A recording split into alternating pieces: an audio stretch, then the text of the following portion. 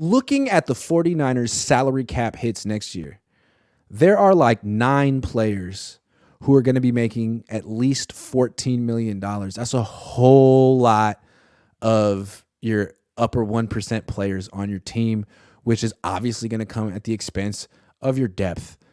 Do you feel like this is, given what's on the horizon for the 49ers in 2024, that this is a bit of a make or break year for the team? Well, I just think it's a make or break year because it's a make or break year. They know that their window is closing, even though they've had good rosters and they're going to continue to have good rosters. But as far as will Trent they Williams. Ever have a roster in the future, but in the next 5 years, as talented as this one, unlikely. I mean, you got a lot of players who are due to make a lot of cash next year. So I just think they're always kind of Super Bowl or bust because that's the 49er way at this point. But this year I think is more Super Bowl or bust than any year of this regime because of that mountain of contracts that all have big cap numbers for 2024. They got to get it done. This is probably the last best chance for Trent Williams to win a ring. This is probably the could be the career year for George Kittle. I mean, they're aligned. Armstead already could be past his prime. We don't even know. Like we're banking on a bounce back season for Armstead, and he probably will have one, but this could be it right now. So this is all. Hargrave is 30. This is such an important year for the 49ers. They do have a younger core, but they have a very significant, large, expensive, older core that you can't take for granted. It's year to year with them. No doubt. And not all these guys are going to be on the team next year. Huge check. I mean, even Debo. I mean, how much mileage does Debo really have? How many good years of Debo do you think you really have? 2, 3? No, it's not a lot. It's a low number. He's got a $28 million cap hit next year. That's big. That's true. So they're always in a go for it mode, right? And they've been in this kind of Super Bowl mode of got to get the sixth. Though I did see somebody tweeted out that they did already get the sixth. I don't know who tweeted that.